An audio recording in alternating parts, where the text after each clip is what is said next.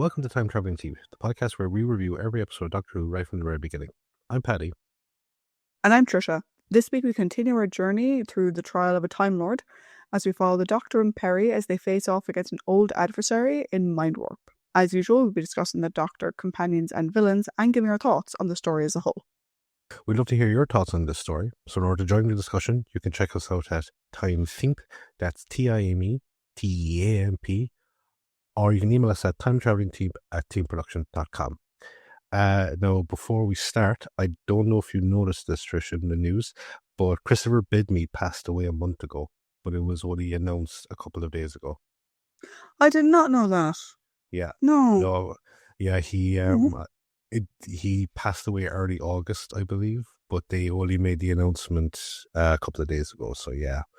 And I came across a couple of Facebook threads with some very interesting discussions about his contributions to it. And there is a lot of love for his work there. A lot of love for his work, which is great to see. Because I know that we kind of said it when we talked about it, but I think he was one of those guys that actually understood how to write Peter Davison as the Doctor. So I think his tenure with Peter is probably the best of Peter's run, I think. I have to go back to my rambling to see what I thought, but no, like I always really enjoyed his writing. So yeah, I definitely need to see if there's more works that he's done outside of that. Yeah, that's sad. Rest in peace, Christopher. Yes. And thank you for your contributions to Doctor Who. Mm-hmm. So let's get started. Right. Part 1. In the courtroom, the Valiant and the Doctor bicker back and forth, but the Inquisitor calls them to order. The Valiant prepares to show his next piece of evidence, but the Doctor reminds them that they are still missing footage from the previous venture and Rabalocks. The Valiant says it is irrelevant, and the Inquisitor agrees, saying the High Council can rule on it later. The Valiant starts the footage again, saying it is taken from the Doctor's adventure to the planet Taurus Beta. In the footage, the TARDIS lands on the pink and blue hued planet's surface on a shoreline, and the Doctor and Peri disembark. As they make their way along the shoreline, Peri says that she can't imagine any form of advanced civilization being on the planet, giving the Doctor a strange handheld device.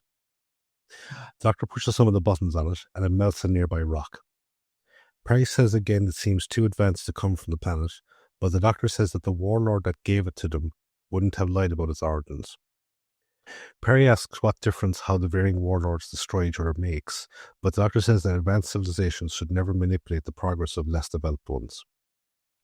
In the courtroom, the Valiant tries to use that logic to trap the Doctor, but the Doctor insists the footage will vindicate him.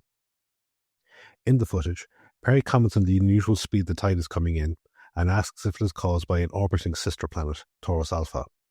But the Doctor says that it seems more artificial than that. He spots an opening in the nearby cliffs and says they should investigate to see if there are any clues inside. As they progress down the tunnels, they are suddenly attacked by a large crab-like creature. The Doctor pushes Peri aside, and as he struggles against the creature, the strange device goes off, killing it. In the courtroom, the Valiant says the Doctor's bloodthirsty nature caused the death, but the Doctor insists the device went off by itself. Back in the footage, Peri asks why the creature attacked him, and the Doctor spots a nearby antechamber with strange machinery in it, saying that might be the reason. The Doctor goes to investigate it against Peri's wishes, and says it is an energy converter that draws power from the sea. They are suddenly confronted by a group of men who demand to know why they killed the creature that they call a Rak. The Doctor and Peri said it attacked them, and the leader of the men says the creature must have regressed in its programming. He asks them if they belong to a group led by a man named Crozier, and when they say they are, he says he will take them to Crozier's lab.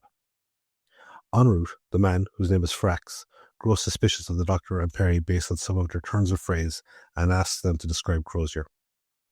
The Doctor diverts his attention and offers to inspect the corpse of the Rak, which is being brought for dissection. However, he and Peri overturn the gurney and flee down the tunnels, but Frax tells his men not to pursue, saying that something called the Lockuser will kill them. In the tunnels, the Doctor and Peri come to a stop and spot a chained man huddled in the corner. However, he suddenly attacks them, revealing himself to be a werewolf-like creature. He is stopped by his chains and then begins to cry, begging them for help. Suddenly they hear weapon fire, and the Doctor leads Peri down another tunnel. Peri says they have to go back and help, but the Doctor agrees, but he says they need to investigate further before they do anything else. They then hear someone coming and they hide in the shadows and watch as a procession of litter bearers come down the corridor, carrying 3 lizard-like creatures, one of which they recognize as Syl, who they previously encountered on the planet Varos. The Doctor says that they must be responsible for the sale of the devices to the warlords, and reveals that Taurus Beta is the home of Syl's people, the Mentors. Peri, remembering her torture at Syl's hands, insists that they leave, but the Doctor says they need to find out what's going on. The footage stops and the Valier berates the Doctor for his cavalier attitude, especially with Peri's life. He says Peri isn't the only companion to have faced similar dangers, and asks the Inquisitor bear that in mind as the trial continues. The Doctor begins to protest, but the Inquisitor cuts him off and restarts the footage. In his lab, Crozier is experimenting on a wild-eyed, brutal man who is Yrcanos, king of Krontep.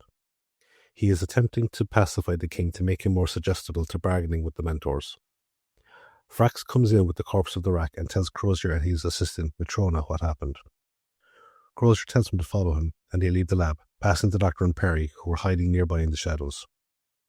Crozier takes them to an office which is occupied by Syl and his superior, Kiv, who are discussing the profit gained from supplying both sides of the war involving Yrcanos' people. Crozier reveals the fate of the Rack, saying that there is a possibility its genetic alterations may have regressed. He tells Kiv that if that is the case, he cannot risk transferring the dying Kiv's mind into a new body. Kiv insists that he fix the problem immediately, and Crozier says that he needs to find the intruders to learn more. Back in the lab, the Doctor and Peri look around and find Yrcanos on a gurney. The Doctor begins to free him, but Peri alerts him to the presence of the returning Crozier, who is accompanied by Syl. Syl recognizes them and demands to know why they killed the Rack.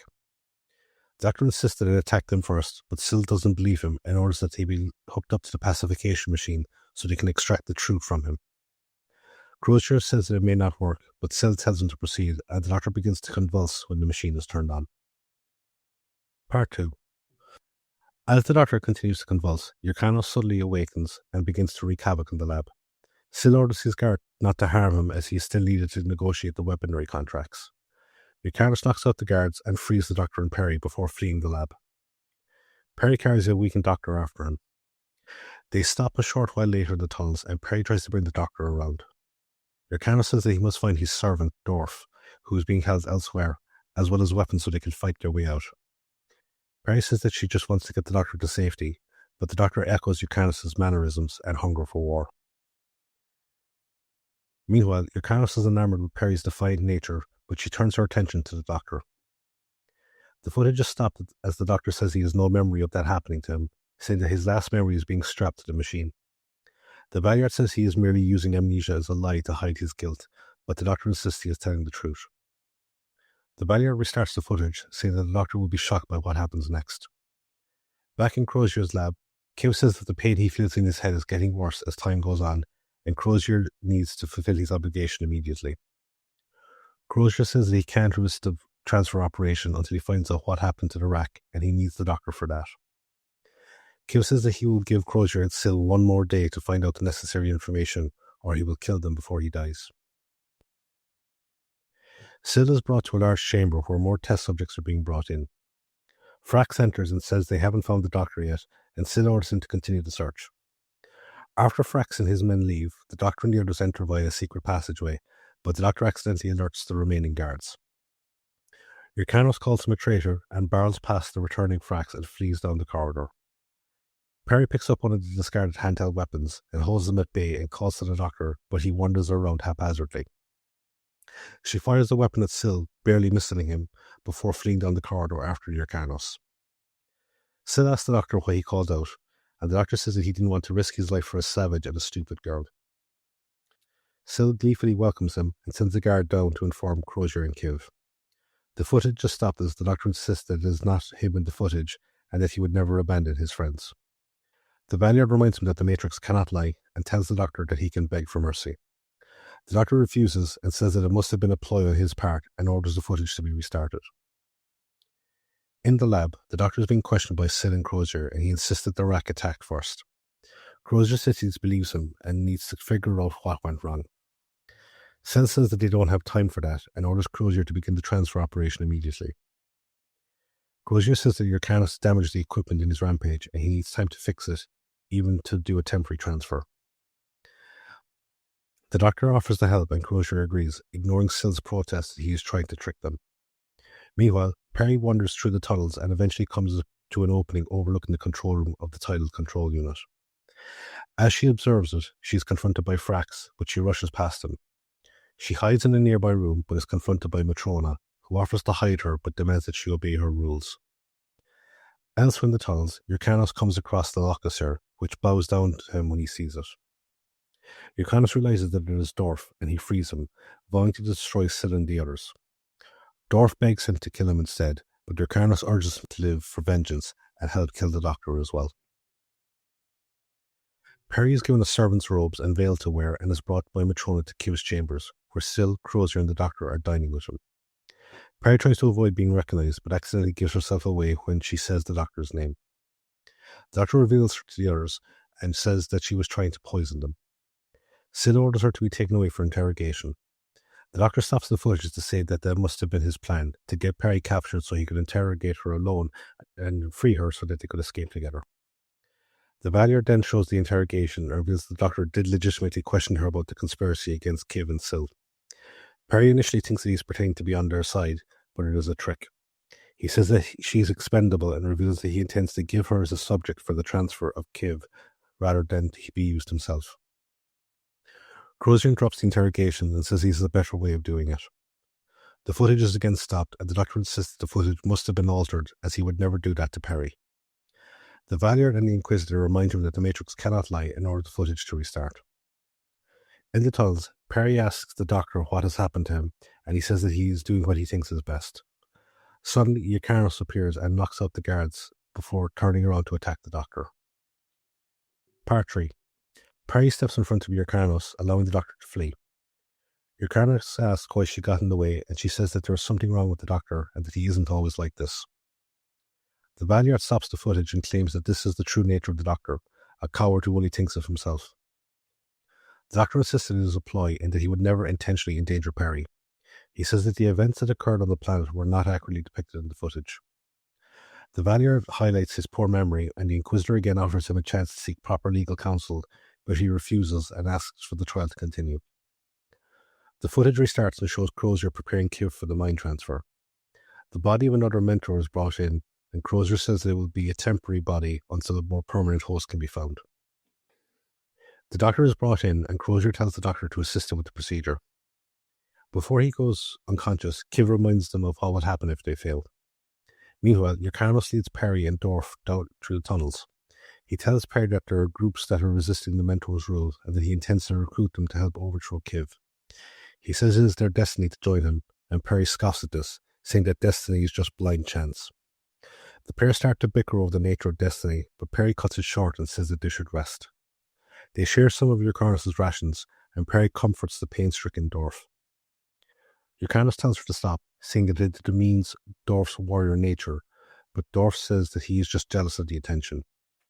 The two nearly come to blows, but Peri stops them and says that they should continue on to try and find the resistance. Back in Crozier's lab, the transfer process is completed, but there are no signs of life in Kiv's new body. The guards prepare to execute them all, but Sill protests and begs for more time. However, the Doctor tells Crozier to adjust some of the equipment, and Kiv starts breathing, and the guards stand down, much to Sill's relief.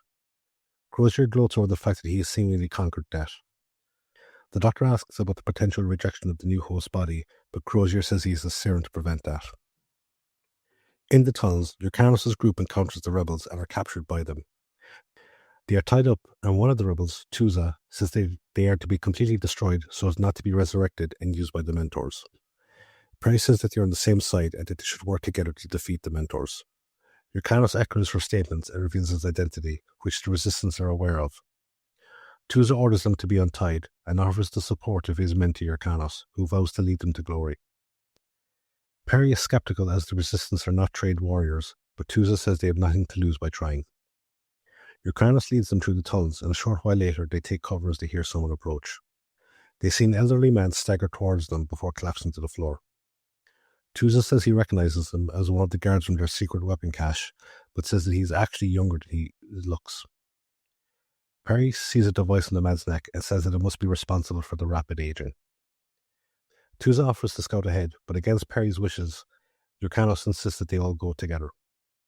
Meanwhile, in his office, Sil shows the Doctor all the various transactions and markets the Mentor Corporation is involved in. The Doctor offers his knowledge of future events to help Sil earn even more money, much to his delight. The Doctor then says that he should go check on Kiv. They arrive at the lab to find Crozier and Matrona frantically working on Kiv as his life signs have flatlined. The guards prepare to execute everyone, but the Doctor says that he can see Kiv's twitching, and a short while later, Kiv opens his eyes, but panics as he asks if he's in the afterlife. Crozier and the Doctor calm him down, and Kiv reveals that he still feels the pain in his head from his previous body. Crozier says that it will still be there until he can be transferred into a permanent host. Back in the tunnels, Peri and the others arrive at the weapons cache, but find the entrance blocked off by a rockfall. Peri asks if it was a cave-in, but Tusa comments on the convenient location of it. Yrcanos angrily says it must be part of an ambush and calls out for battle. Dorf and Peri plead with him to retreat to plan their next move, and he reluctantly agrees. However, before they can leave, they are confronted by Frax and his men. Yrcanos and the others try to attack, but all of them, including Peri, are shot down by Frax's men. The footage stops as the Doctor refuses to believe what happened, but the Valiard says that the deaths of the Resistance fighters and the fates of Peri and Yrcanos are all his fault. Part 4. The Doctor asks if Peri is dead, and the Valiard says that she and the others are still alive. The Inquisitor chastises the Valiard for using shock tactics, and the Doctor echoes this, saying that it is prejudicial evidence, and demands that the Valiard let the truth speak for itself. The footage restarts, and Peri and the others come to, and Fraxon reveals that the Mentors always knew about the Resistance. He says that the Mentors didn't worry about them due to having no proper leadership, but the presence of Yrcanos has changed that. Back in the lab, Kiv starts behaving strangely, and the Doctor looks at the equipment, revealing that the new host's body is attempting to override Kiv's brain's waves. Sil demands that the Crozier fix him, as he is important to the corporation's financial stability. Crozier says that they must find a new host body soon, looking at the Doctor as he does so. Meanwhile, Peri, Yrcanos, and Dorf are separated from the rest of the prisoners and pushed into a cell. Peri says she misses her own time and her loved ones. This arouses Yrcanos' and Dorf's curiosity, who are unfamiliar with the concept of love.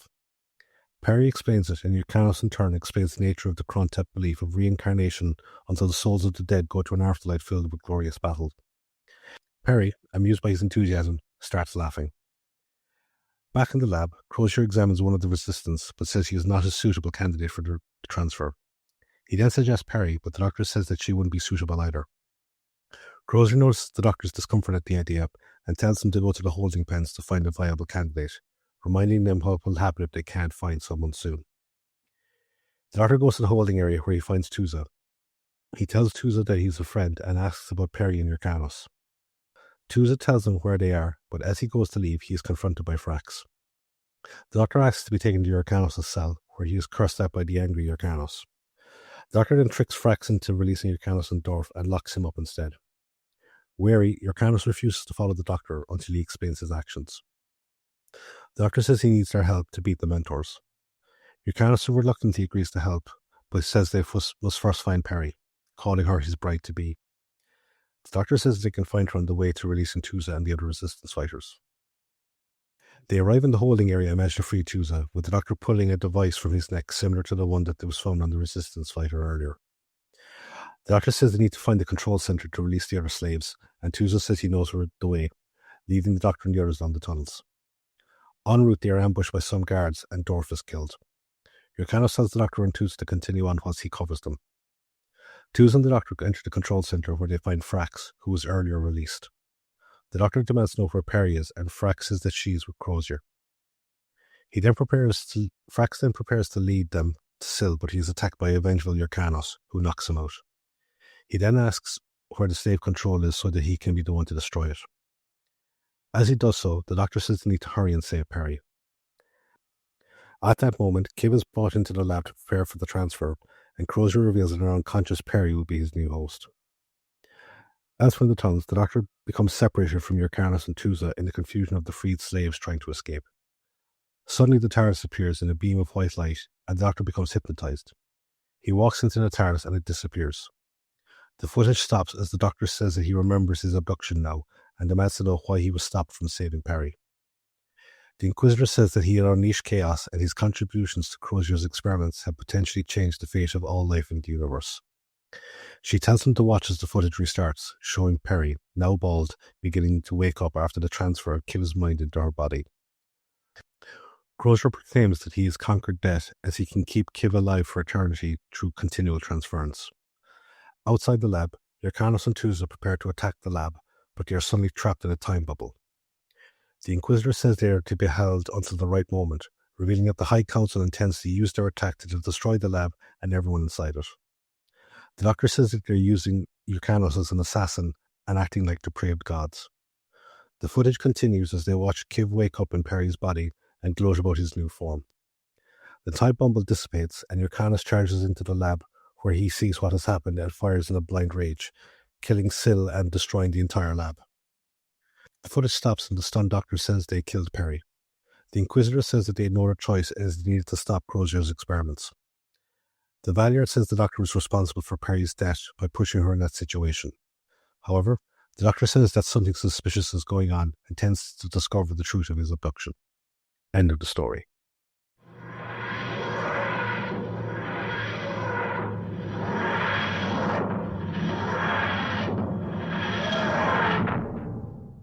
Well, that was interesting. So, let us go over to the trivia spot to see what you've got for us this week. Cool. So the air date for these 4 episodes is the 4th October to the 25th of October 1986. The writer is Philip Martin. This is the second and final Doctor Who writing credit for Philip. We previously saw his work in Vengeance on Varos. The director is Ron Jones. This is also the final Doctor Who credit for Ron. We previously saw his work in Black Orchid, Time Flight, Arc of Infinity, Frontios, and also Vengeance on Varos. An interesting thing about this story and this arc of stories in particular is one of the reasons why we're able to bunch them up into like 4 episodes is that each of the stories was actually written independently by different writers. Mm-hmm. And then the trial stuff was added on top. Which, might seem fairly obvious to some people. But what was difficult because of that is Eric Soward, who helped stitch together all of the courtroom stuff or whatever, he had stepped away by the time production began. So Colin, as the Doctor, Philip, the writer, and Ron, the director, had no clue whether the events in the story are real or whether they were tampered with. Whether the Doctor was really trying to torture Peri or whether he wasn't. They had no clue. Because Colin got confused and he went to them and they basically said, I don't know. Eric wrote the trial stuff. All the Matrix stuff was added after. So you gotta ask him. He was gone. So Colin went to Jonathan Turner, who said, whichever you prefer. Which is so frustrating, I imagine, as an actor, to be told, we don't actually know. Yeah. So just play it however you like. I'm going to get into the cast later on, but I think we can't go much further without mentioning who plays Kranos. How do you pronounce his name? Yrcanos. Yeah. Yeah. It's Brian Blessed. It's fucking Brian Blessed. Actually, I'm going to put an interesting caveat on the rest of the trivia, which I don't usually do. Mm-hmm. So usually when I'm getting trivia from the TARDIS wiki, if it says source pending or like needs citation, I generally don't include it because I prefer having things that are verified. But the entire page is citation needed. So I think they're just redoing their citations. Possibly. Like, to be fair, he is such an outlandish person that, like, you do kind of like going, surely someone has to back up this story. But most of these stories are true. So apparently he turned down a major film so he could work on this serial. He thought the script was brilliant. He thought Icarnos's interaction with Peri was fantastic because it sort of starts as if he's never met a woman before. And he's just so like taken by her. However, he claimed the production was not an entirely happy atmosphere. There was obviously still like threats looming that the show might be taken off the air. And he later said that he thought Colin hadn't really made up his mind on how to play the Doctor, which ties back to what I said a second ago. And he found the Doctor to be quite unhappy. Obviously because Colin was struggling how to play it, whatever. During rehearsals, Philip Martin was a bit worried about the amount of silliness that was going on. Brian was apparently telling anecdotes all the time, and the cast started to play their roles in a very stylized manner, and so he was trying to keep it serious. It came to a point when, on a studio day, they were coming close to studio cutoff point, which is 10 p.m. I think we've discussed in previous episodes way back when that, like, if you go past 10 p.m., it becomes a whole deal because it's into overtime and everyone has to be paid and everything else. So everyone was keyed in, no mess ups, no time for retakes, whatever. Brian was meant to say, "Right, let's go find the mentors."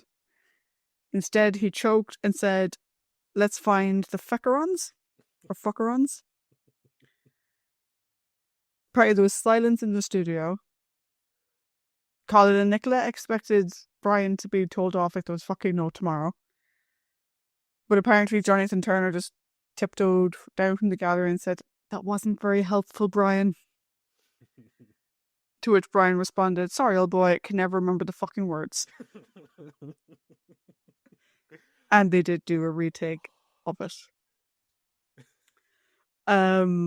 Obviously, Paddy, you started off this whole episode of the podcast with the sad news about Christopher Bidmead. It was during production of this story that Bob Holmes passed away. Oh. And that was announced to the cast on set. Let's continue on, though. In terms of, like I said, Eric making changes to the script. Obviously, he was script editor. That's kind of his job function. But if you remember from a couple of weeks ago, I mentioned that there was kind of mixed signals coming down around the humor level of the show. J&T accounted like, oh, it's meant to be funny, it should be fun. But then Michael Grade had kind of come in and said, no, you're making light of too many things and it needs to whatever. So Philip Martin was quite surprised that a lot of the comedic elements he had put in, Eric then took out. So that was a bit of a awkward situation. Yeah. Peri and water. So Nicola wasn't a big fan of the water scenes in general, but particularly the water torture scene, because she's not a big fan of water in general. And it kind of freaks her out. But also, apparently the guy who was meant to get the details on when the tide would be coming in and out got them swapped around. Jesus. Now, they managed to get the scenes fine, but like Nicola was freaking that like her mic pack would fucking get covered in water and whatever, but it was fine. For Peri's death scene, Nicola wore a bald skull cap, as you can see, but she had to be very careful in order to sort of keep it looking correct. If you imagine, like, if you think about like early episode, it's not that Nicola has very long hair, but she does have a lot of hair, which all obviously has to be slicked back under the ball cap. And so she should be very careful. It's why like her movements are quite rigid. It's because she's not able to like twist her head or like do more human movements in case it peels and you can tell that it's a ball cap. She also used her natural British accent for the first time on the show, but it was then modulated to make it sound like Kiev properly. Nicola wanted a dramatic exit. She felt that Janet Fielding's exit in Resurrection of the Daleks was a bit lackluster, and so she wanted something big. Following her last day, Jonathan Turner had a farewell party for him at his house, or a farewell party for her rather, at his house in Brighton, which is lovely. There's another bit that goes on to that, which I will leave for another time. Okay. Because spoilers. Okay, let's move on to our cast. So, returning as the Valeyard and the Inquisitor, respectively, from last episode, we have Michael Jaston and Linda Bellingham. As King Icarnos, we have, as mentioned, Brian Blessed. This is Brian's only on-screen Doctor Who credit, though he was considered for a number of other roles over the years, including the Second Doctor. Which could be why he was sort of paying close attention to how Colin was playing the role. Outside of Doctor Who, Brian is known for playing Prince Vultan in Flash Gordon, which people may see a bit of a similarity between his Flash Gordon character and this character, and how he chose to portray them. Just a little bit. He also has numerous other credits, obviously, but a couple of highlights from what I know him from. Star Wars Episode 1, where he was Boss Nass. Disney's Tarzan, where he played Clayton. Much Ado About Nothing, the version that I really like, where he played Antonio. He was in Blackadder as Richard IV. He was also in I Claudius, which I now can only think of as I Clavdibs because of the way Natalie Haynes pronounces it. Yep. Where he was Augustus. And then he also appeared in Cats in the 1980s on stage with Bonnie Langford. Oh. Yeah. I will say, if you ever want like just a really, really entertaining, gut-busting 50 minutes of laughter, watch when he hosted Have I Got News For You. It is fucking hilarious. Like it is amazing. He does the whole Gordon's Alive thing. Like he even starts off like when his mic pack falls out and one of the crew comes over and he's like, "Oh, I've been goosed. Don't touch my arse." And it's just like it's all these anecdotes about like what he's like on set, and like the other guys are absolutely loving it because like I think they were saying they could solve the energy crisis by just having Brian shout into a windmill. Yes. Cool. So moving on to the rest of our cast. Returning as Syl, we have Nabil Shaban. We last saw him in Vengeance on Barrows. This is his final on-screen Doctor Who credit. As Keeve, we have Christopher Ryan. This is the first of 4 appearances for Christopher as 3 different characters. So we'll see him again in the Sontaran Strategium and the second part of that story, The Poison Sky, where he plays General Stahl, and also in the Pandorica Opens, where he plays Commander Stark. He's also done a number of audio stories, which I think would come as no surprise. His non-Who credits include The Young Ones, Bottom, One Foot in the Grave, and Absolutely Fabulous, otherwise known as Fab. Yes. I love him in The Young Ones, where he plays Mike the cool guy, but he's brilliant in Bottom as Little Dave Hedgehog. Like, I just love that name so much. As Crozier, we have Patrick Reichart. Only Doctor Who credit for Patrick. His non-Who credits include The King's Speech, A Bridge Too Far, My Son, and Dick Turpin. I got another one for you. It's actually going to be It's going to connect it to Doctor Who. He was in a show called The High Life with Alan Cumming, and they're doing a stage tour next year. Like it was a small little thing, but it was based on like this like Scottish airline. It was one of Alan Cumming's first roles. It's really funny if you can track it down. But yeah, he was like this weird. He was the captain of the airline, but he was just a complete weirdo. So yeah, it was connected to Doctor Who because Alan Cumming was also in Doctor Who. I'm very good for trivia with this week because it has lots of people I like. So let's go on to the cast that we won't be discussing, but we're just going to mention them anyway because Paddy essentially sent me the entire cast list for trivia this week. You missed one person out of the credited cast. Who did I miss? There was another mentor or something. Oh, gee. Who just didn't include. Oh, yeah, that guy. I think it was the guard. The mentor, the old man mentor guard. You didn't include him. Anyway, as Matrona Connie, we have, I'm going to say Alibe Parsons. Not quite sure how she pronounced it. We'll go Alibe for now. My apologies if I pronounced it wrong. This is her only on-screen Doctor Who credit, but she did do a number of audio stories as well. Her non-Who credits include Treasure Island, Space 1999, Bergerac, The Bill, and she also played the medtech in the opening of Aliens when Ripley's on the med station. She is the medtech who comes into her when she has her nightmare, or who is present in her nightmare when she's having her. Another fine member of the Doctor Who Aliens crossover club. As Frax, we have Trevor Laird. This is the first of 4 Doctor Who credits for Trevor. He would go on to play the father of companion Martha Jones in Smith and Jones, The Sound of Drums, and Last of the Time Lords.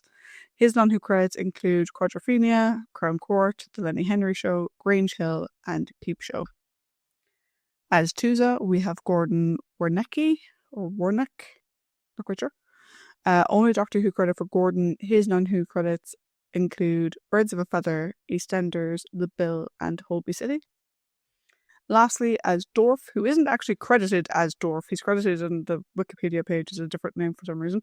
So I spent half an age trying to find out why Dorf isn't mentioned. He was, just under a different name. Yeah. Is Thomas Branch. This is the only Doctor Who credit for Thomas, and actually one of only 4 credits he has at all. His non-Who credits are Screenplay, Birds of a Feather, and True Crime. Thus ended the trivia. Thus ended the trivia.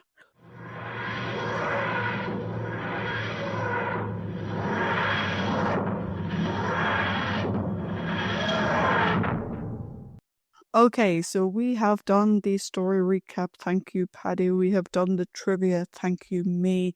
And now it is time for the character discussion. So, as always, as mentioned, we discussed the Doctor. We discussed the companions. Mm-hmm.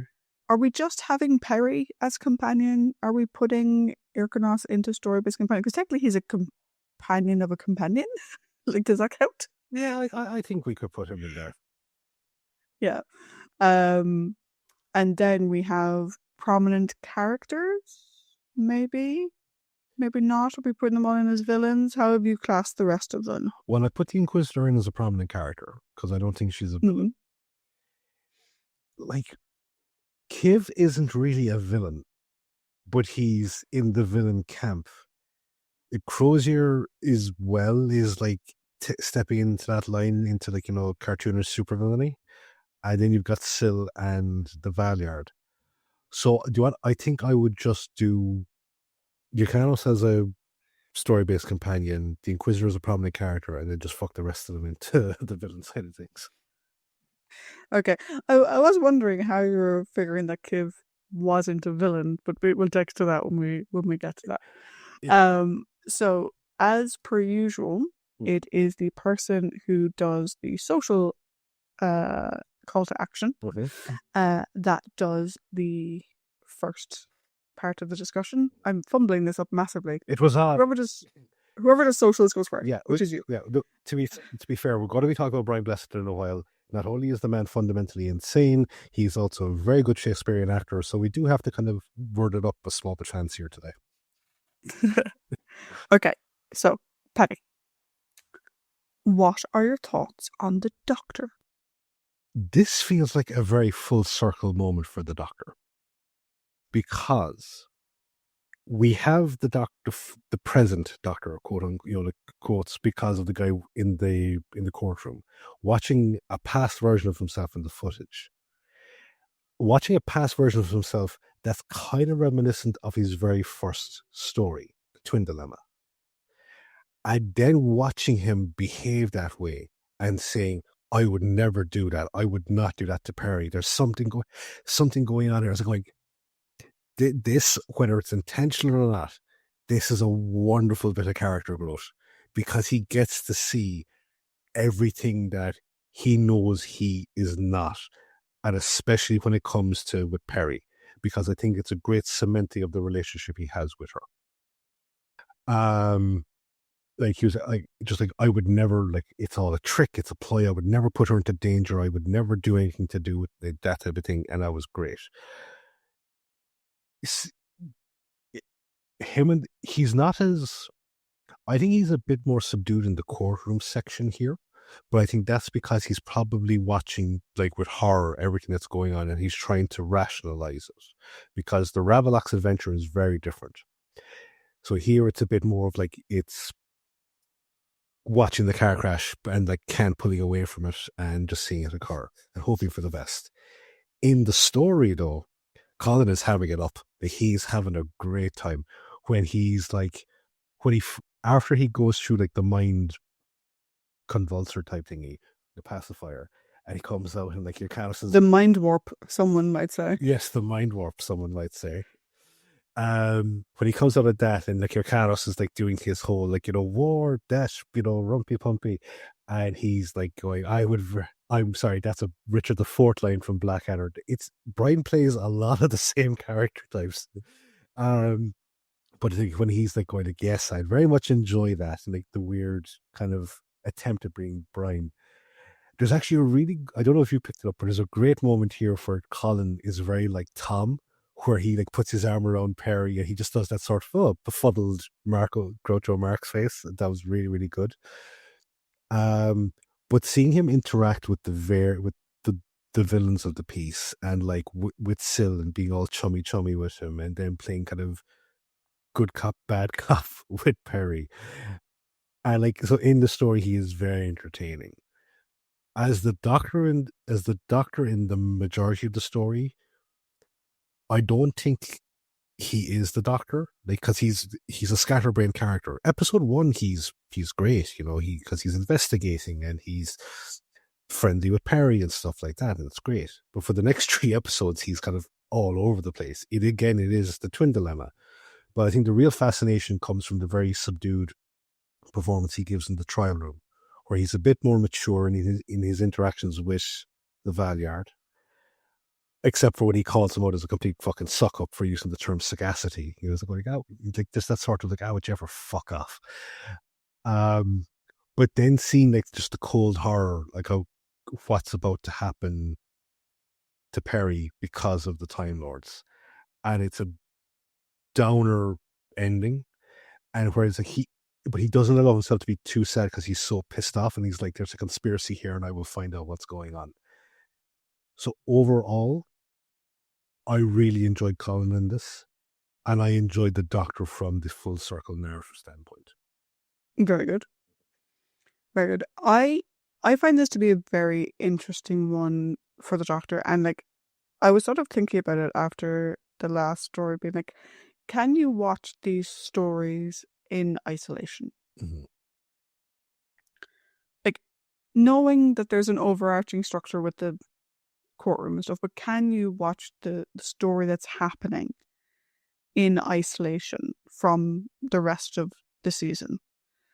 And I think for me, at least for the Doctor, I don't think you can, because that is that ambiguity around, he wakes up from the mind warp, and I agree with you, he's fucking hilarious at that point. I think Colin's having his best time ever acting opposite Brian in that sequence. But then when he apparently turns on them, straight through to when he goes to find another body for Crozier to use, that middle bit, so large portion of episode 2, all of episode 3, start of episode 4, there is obviously the ambiguity of, is he play acting? Is he being serious? What's what? And watching the story in isolation, we don't actually know. Because we never get a scene other than him not wanting to use Peri, and then suddenly it's like, oh, well, I do like her. Do I do have a fondness for her? It's like, okay, so was what came before all fake? But given the way he treated Peri on the beach, where he was torturing her, and then he tried to let her know that it was fake, only to enter her ear, let her know that saying it's fake was a lie, and he was being truthful. Yeah. It makes it all very ambiguous, because, again, we don't know watching it if the evidence has been changed in the Matrix somehow. So that makes it very interesting and very unsettling to watch. I agree with you. It does go back to Twin Dilemma in a big way, particularly like the beginning of Twin Dilemma and how that starts. And it makes it very interesting because say for example, if that was, say, his true nature coming out for a second, right? Just hypothetically. Because again, I haven't watched past this story, so I don't actually fucking know how this resolved itself. But say hypothetically in this story, if that was, say, the Doctor went this way, completely one direction, immediately after the mind warp, he's acting a bit silly.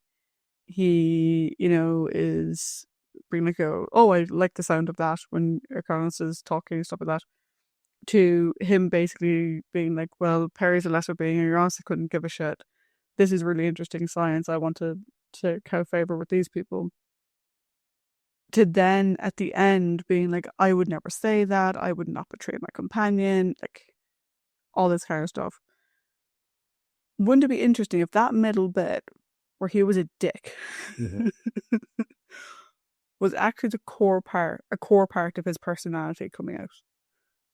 So him saying, oh, I would not do that is, I would not do that because I correct myself so I don't.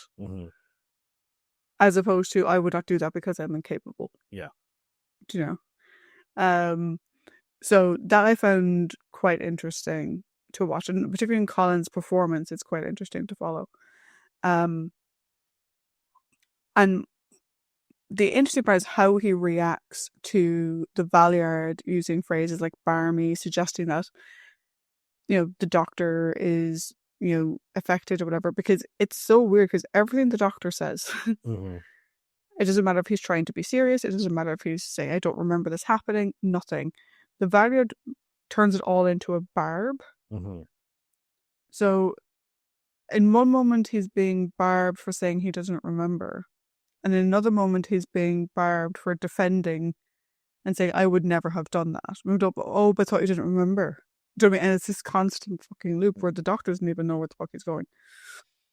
I think the ending is devastating. Times 2. Because you have the first ending where the Doctor's like, is Peri dead? Yeah. Do you know? So like the beginning of episode 4 or part 4, Peri's been shot. And he's raving, being like, I didn't make that happen. That's not my fault. I had nothing to do with that. And then he turns to the Valiard and is like, is Peri dead? And the Valiard says no.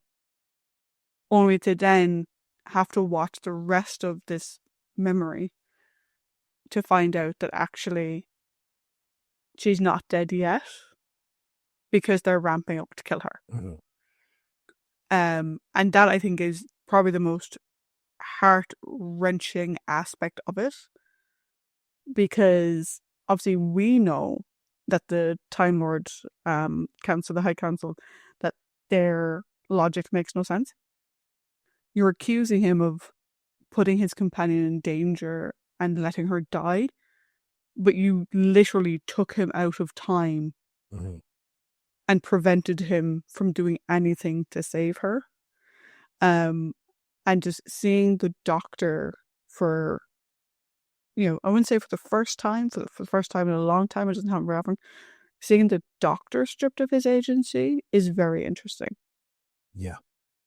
Because usually he has some form of control, but he has no control here. So I think it's a very interesting story. I do think I agree with you. It juxtapositions really well and dovetails really well with the Twin Dilemma. And I will say, I loved the Doctor at the beginning of this story. The Doctor that we know or can relatively trust is the Doctor, because the Doctor in the courtroom doesn't challenge any of it. A really good dynamic with Peri. They're clearly friends. They're having fun. They're taking the piss out of each other. But it's all high energy, happy, no drama, no snarky remarks, none of that. Do you know?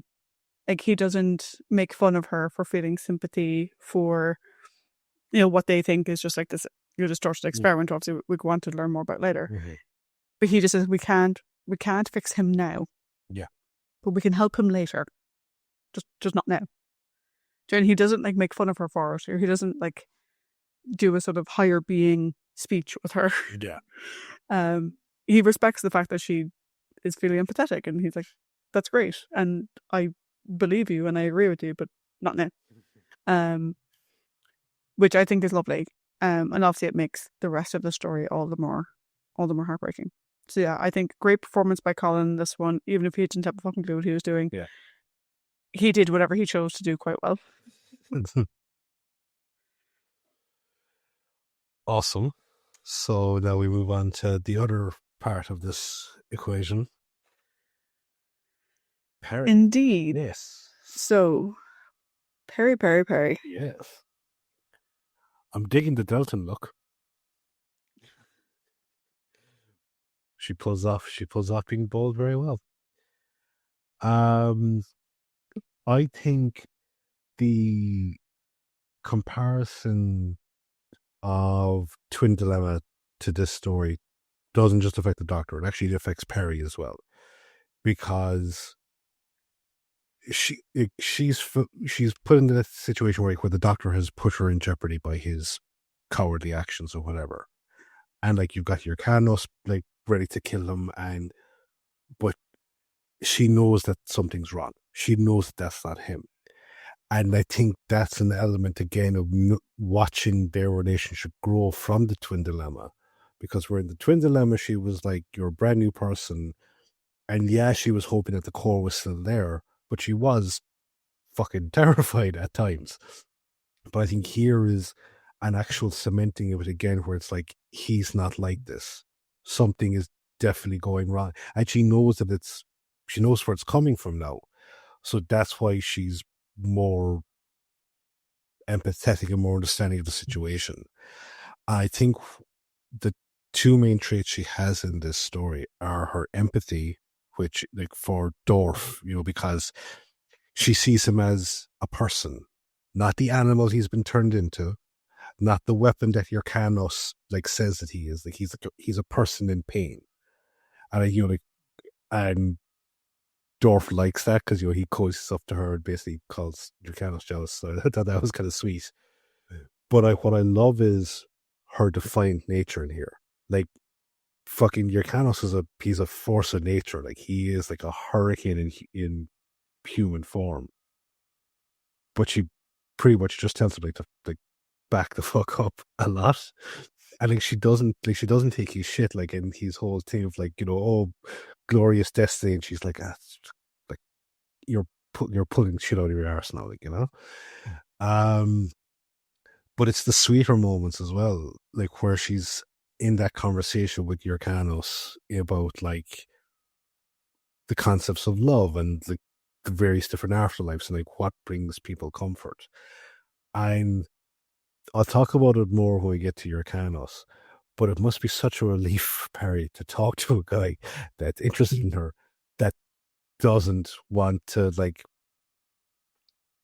basically treat her like a sex object. I think that's definitely more of a Jurcanos thing. But I think that while yes, for the back end of this story, she's imprisoned. And we always talk about like companions that have like weak endings because they're not utilizing the story properly and then they're gone or whatever. I think we get to see the best of Peri in this story, even though she doesn't drive the action or contribute to the resolution. We get to see what made us start liking Peri. And I think the fact that what we see is that Peri, even before her body is destroyed, Peri is gone. I know, and again, like, you can fully empathize with the Doctor, where it's like he's pulled out at the moment where he's going to save her, and then he has to watch her die. He doesn't even get to watch her die; he gets to watch her body be destroyed, but knowing that her Peri is gone, and that's sad. So, I think Nicola went out in a good way. And Peri has definitely gone up in my estimation to the extent of where now when I come across like these Facebook threads or whatever, just talking about Peri and only talking about her hotness, I'm like, it's such a massive disservice to the character because she's a really interesting character. So yeah. I agree. I think, as with Leela, I think just referring to her hotness does the character a massive disservice. I think this story for Peri is, I mean, obviously it's her, she dies in it, right? So there's a certain level of sadness inherent with that aspect of it. But I think the story, again, comparing it back with Twin Dilemma, but even going back before that, I think the story really highlights and shows in 4 episodes how tragic as a companion Peri is. And I don't mean tragic in the same way that like Sarah Kingdom or, Jamie and Zoe. Like I don't mean tragic in that sense, although obviously like her death is horrible. Mm-hmm. But I mean in the sense that from when she first started traveling with the Doctor, she's never really been comfortable. And she's never really known. She's put a lot of faith in him. And again, if we're talking specifically about Colin's Doctor, like from Twin Dilemma to now, she's put a lot of faith in him. And she obviously puts her life in his hands. And like she says herself, like, I used to think you were different. I can't bear to look at what you are now. It's absolutely devastating as she repeatedly tries to get to him and like see, like, read between the lines and try and figure it out. And like particularly I think when he exposes her when she's like serving the drinks and whatever. Because there's no logical reason to expose her at that moment. Like it really makes no sense. I have no idea why he did it. It's like if we're saying that the Doctor was play acting the whole time, that particular reveal, no one suspected her of anything. No one even was looking at her. And he chose to expose her. And I think the fact that she goes through all this of not knowing what's happening, but still she won't let Irkonos kill him. She can't. She would be well within her rights to be like, do you know what, asshole? Fuck you and the horse you rode in on, and let Irkonos just go off and do whatever he needs to do. But she doesn't. She repeatedly tries to save him, to keep him safe, to try and reach him, to try and connect with him, whatever. And it just goes back to the very beginning and how Peri was doomed to always be the victim of this flip-floppy nature and never really having stability in the way that other companions had in her travels with him. And it makes for a very interesting story. I think obviously we have like the tragedy of the end of her story, where there's obviously, multiple ways it goes. I mean, there's the fact that as soon as she wakes up and she starts to speak, well, first of all, as soon as we see her hair being cut away, we know it's going to be, what comes next is devastating. Cutting a woman's hair in storytelling is just, it is the signifier of something devastating coming. Think back to like V for Vendetta or whatever. Do you know what I mean? It's always tied to the hair. But so when she sits up and she starts saying warm blood, legs, toes, Peri's gone. There is no Peri anymore at that point. And then it's just this downstream fucking joyride to destruction. Because in other shows, in other episodes, we would expect the Doctor's going to come in and save the day. He's going to reverse the process. Peri's going to be fine. She'll make a random thing about how she wants to eat some fish. And that would be the end of it. To me, in any other story, that would be the ending. Mm-hmm. Or she'd go through all of that and say, Doctor, I want to go home. I've fucking had enough. But in any other story, she would get her mind back. Do you know? Yeah. And she would then choose to leave. And that would be her ending. In this one, she dies multiple times over. Do you know? Mm-hmm. And the fact that you said that the Doctor is watching it in the past, but it was like 2 hours ago for him. It's a whole thing. In terms of her dynamics with people, the only people outside of the Doctor we really see her interact with for a long period of time is Irkonos and Dorf. And I do love how she is with both of them.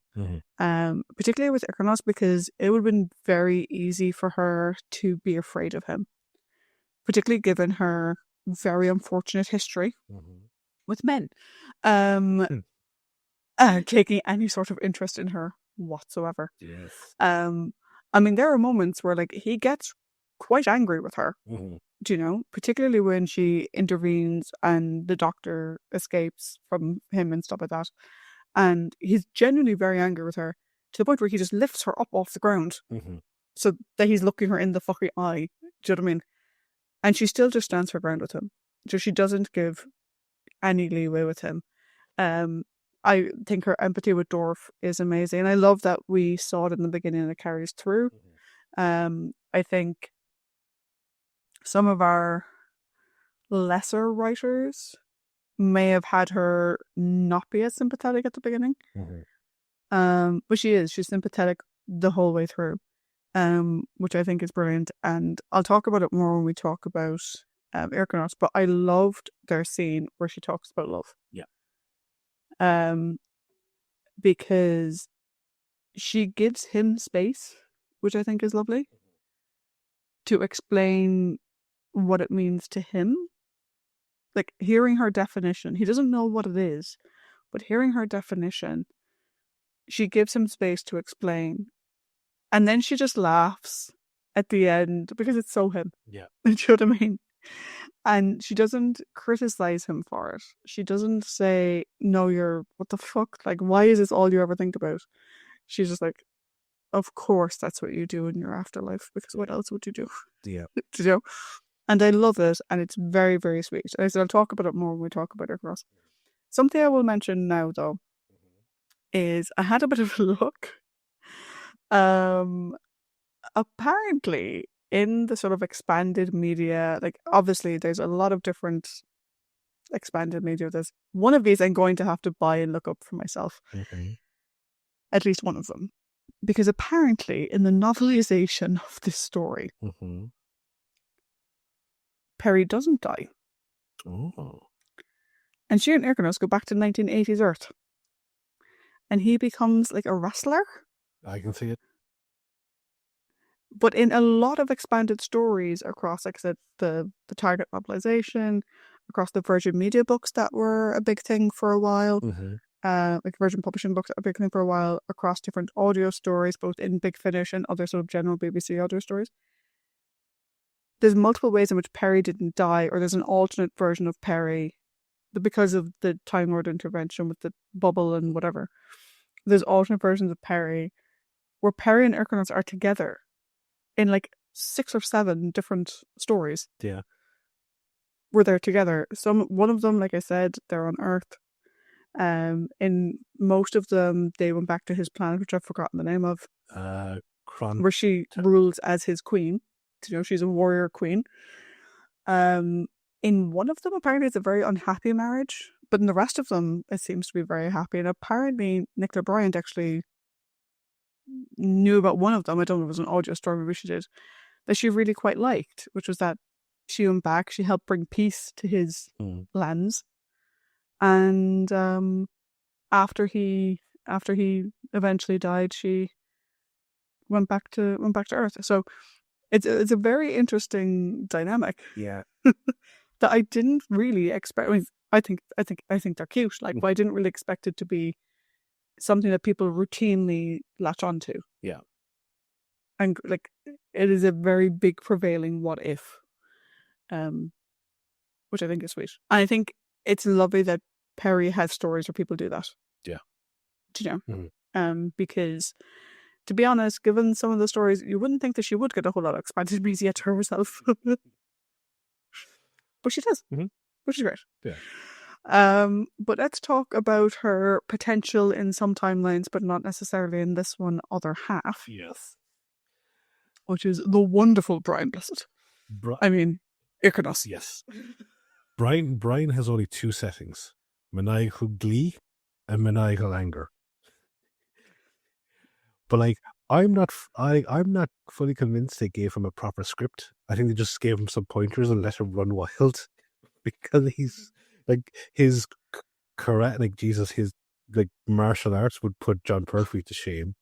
Like the random sounds he makes, the random whistling sounds he makes, and like he's like a demented steam kettle.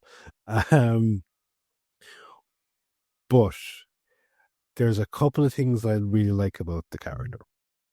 Number one is, yes, he's attracted to Peri, but he's attracted to Peri's personality, because the shall we say, like the physical sexual attraction doesn't seem to be the predominant thing here. He's like going, wow, she's feisty, I like her. And it's like, and then is the whole thing of like explaining, as you said, like what love is, and he's like, oh, so it's like this.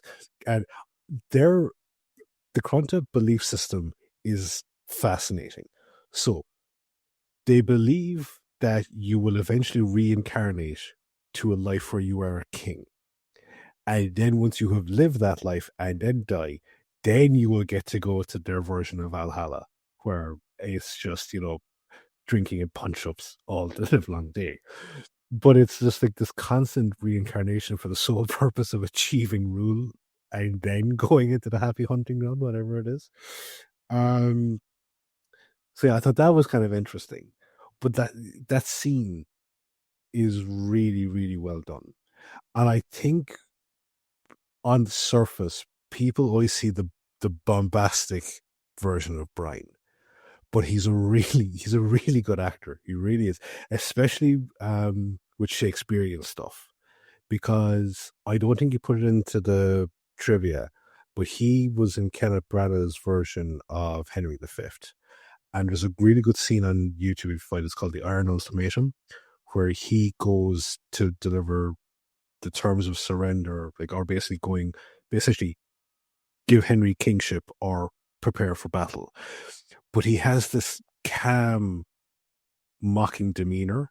But when he gives the ultimatum part, there's just like this really underlying strength and terror, and do not mess with this guy. But he's just so good at it. He's really, really good. And then in What You Do About Nothing, he's just the wonderful, happy, hippie Brian that he is. So I think from an acting point of view, you get all facets of Brian here, which is great. Yrcanos as a character, though, is interesting, because you can tell that he likes Dorf as a person. But you can tell that he wants Dorf, he wants revenge for Dorf, and he wants revenge for Dorf the person. And he wants Dorf to remember what it's like to be a person. But obviously in their society, emotion or sadness really isn't the thing. So like when Peri starts kind of coddling Dorf a small bit, he's like, stop that, he's a mighty fierce warrior. Like he's like, stop it, I say. And like his thing with the Doctor as well, like in terms of like treachery holds no sway with him. But he has that thing of where like when he could literally tear the Doctor to pieces after the Doctor frees him, he stops because of the influence that Peri has on him. So I like it's safe to say that Brian's performance and Yrcanos are definitely one of the strengths of this whole story. And I feel really bad for him at the end because of what he has to do. And it's like the genuine anger and anguish in his voice when he sees that, again, Peri has been taken over and he can't control himself, and the rage comes out, and the I choose violence aspect of stuff. And like initially I thought like I don't know whether I'm liking your Canos because it's Brian, or if it's the fact that like am I overseeing like, oh, he's just actually a very simplistic barbarian character and I'm only enjoying it because of Brian's performance, or if he's actually a very interesting and engaging character. And I think he actually is a very interesting and engaging character because he is someone that I would definitely love to see the expanded adventures of Peri and Hyrcanos, you know? I can even see the 90s style intro at the moment. Yeah. So no, like Jesus, the more like I knew this was a sad story, but the more we talk about it, for our main players, it is actually a very tragic story, more so than I thought it was, like more so than I actually let myself think about. So yeah, no, I think Brian did a great job here. So I knew before I started the story that Brian was in it. Yeah. Because obviously in all of the little preview stills and stuff, of course they have Brian. I mean, come on, you've Brian Bassett in your story, of course you're going to make it so. Yeah. I also wasn't quite sure at the beginning if they were going to just have him be the big bombastic bombastic Brian. Bombastic Brian is great, but bombastic Brian for 4 episodes would have been, I think you would have gotten tired of it. Yeah. After a while, you know. But I totally agree with you that there is so much more to this character than that. I actually love all his different sort of action words that he gives himself. Yeah. Because it's always a different one. Mm-hmm. It's rarely ever the same one twice. And clearly to him and in their society, they each mean different things. Like it's like, you know, to war or to fight or whatever, but like it's different things, and he says a different one each time, or he says different ones in different situations, and it makes me wonder, like, is this, you know, to avenge, and is this to fight, and is this like, what does each one of them mean? Mm-hmm. You know, when he uses it as his like battle cry almost as he runs out of a room to destroy a computer. Mm-hmm. And I love the little whistles and things, because I do, again, I'd be curious to read the script. I do wonder if that was Brian, because it makes him other. You know, it's not just a sort of generic barbarian ruler, you know? There's a tone to things, there's a ritual, or there's a rhyme or reason to what he does. That I think is very, very interesting. He clearly is someone with a very strict code of honor. You know, he is quite like, you know, he'd love a Klingon, do you know? Oh yeah. Like him and like the Klingoniest of Klingons would be very, very good friends. Yeah. But he's doing it because he's been wronged, because people have been wronged. These aren't nice people they're surrounded with. No. Do you know, it's not like he was a prisoner, he was held captive, he was experimented on. He's not just a wild ape. Yeah. Just, you know, wanting to kill people for the sake of it. And I love the fact that we do see that he has layers, as we would say. Like an onion, but that there's more depth to him, because, you know, you mentioned the fact that like he sees Dorf not just as this animal that he was made into, and yeah, like he kind of like gets a little bit jealous with Peri and the whole thing, but also he's like, you know, you're not a wolf, you're a man, you're a warrior. Like, he's trying to get him to remember himself. And it's like, I don't care what the fuck you look like. That's irrelevant. Yep.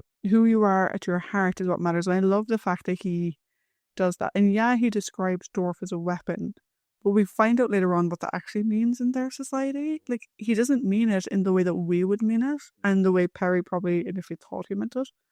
He means it in a different way, which is that, like, he is a warrior. We are all instruments of whatever. I loved the discussion of love. I think in the longest time, I think it's probably one of my favourite scenes of Doctor Who we've had in a while. And I love kind of that the Doctor isn't in it. Yeah. Because I love there's a companion making a connection. Do you know, Peri misses the people that she loves. Quick question mark. So she doesn't love the Doctor? Do you know? And she describes what love is.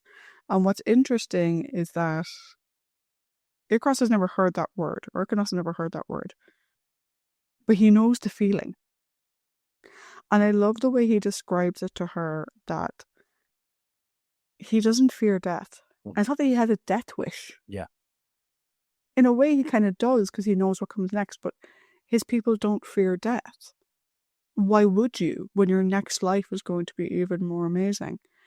And it's not that that makes him, you know, again, have a death wish, but it's why he's so willing to stand up and to fight, and why everything is about fighting and honor, because it's about protection, you know. The greatest honor you can have is to die in battle and be reborn as an even greater warrior than you were before. And the way he describes it and the way Brian plays it, it's so sweet and so kind. And it's like he's telling her a fairy tale. Yeah. And she's totally buying into it. And when she laughs, and he laughs as well, he doesn't laugh his bombastic laugh. No. He just sort of laughs along with her. I'm like, okay. And that's the moment that he fell in love with Peri. Yes. Because she didn't judge him for it. She didn't call him stupid. She didn't call him, you know, a savage or anything else. She just accepted him for who and what he was.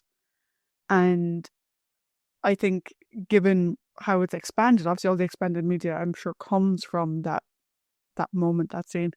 But also, later on, he says to the Doctor, I need to save my future wife. He's like, fuck this. Like, she's amazing. I gotta go find her. Which oddly parallels the Peri told your man, I'm not getting married. What's like you doing a blood test on me for? But I love the fact as well that we think he doesn't love him. We think that he's all about like violence or whatever. But the way he reacts to Dorf's death, you know, you can sort of see it in, I think we tend to associate this type of belief system with sort of Norse mythology and stuff like that, where you sort of see him crouched over him, you know, being present with him, you know, in that last moment. And then he's clearly very upset. Do you know, like, what he said, like, oh, we'll die in battle or whatever, I think he expected to die first. Yeah. And to see Dorf die after all they did to him, and then he's like, no, he went out a warrior. I mean, he walked around a corner and got shot. But to Icarus, no, he died a warrior, which means he's going to have a warrior's rebirth. And he's clearly getting very upset. And they're like, well, we still need to destroy the thing. And he's like, get out of my fucking way. Because I have rage. Because they killed my friend. Fuck you.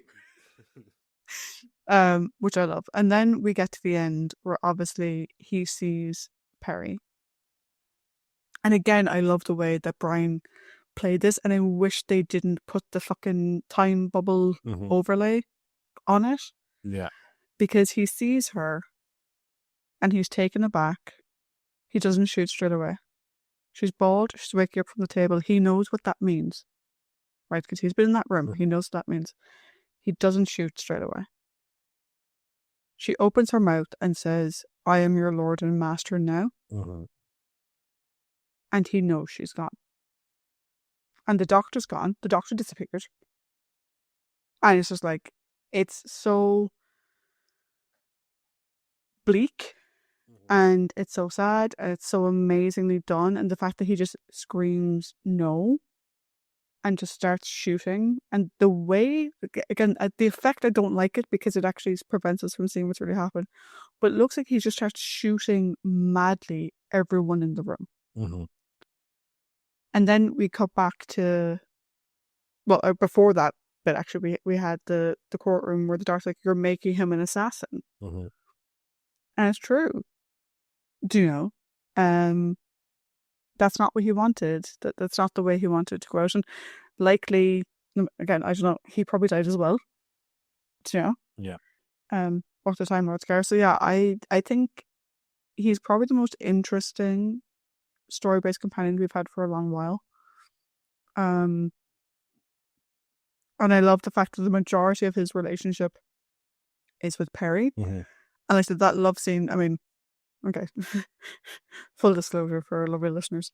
I disclosed to Paddy, this 4-episode story took me 5 days to watch. Not because the story was boring, but because I was always watching it late at night, I kept falling asleep. So I watched this scene twice. Mm-hmm. Once when I was kind of sleepy and once when I was more awake. But then I had to go back and watch it a third time after the episode ended, because I wanted to just watch that scene again. If you think that Doctor Who of this era can't do true emotion, hard-hitting stuff, you need to watch that scene, because it's beautiful and it's beautifully done and performed by Brian. And I'm kind of gutted that we didn't get him as a Doctor. Yep. Because he would have been awesome. Very, but yeah. Very interesting. Very interesting choice. Okay, this discussion has been going on for a long time, so let's move it along. Well, to our villains.